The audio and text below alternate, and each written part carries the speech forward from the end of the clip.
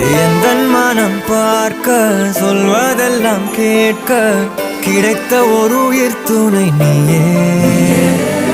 என் சிரிப்பில் பாதி என் துயரில் பாதி பகிர்ந்து நீ அருந்துகிறாயே.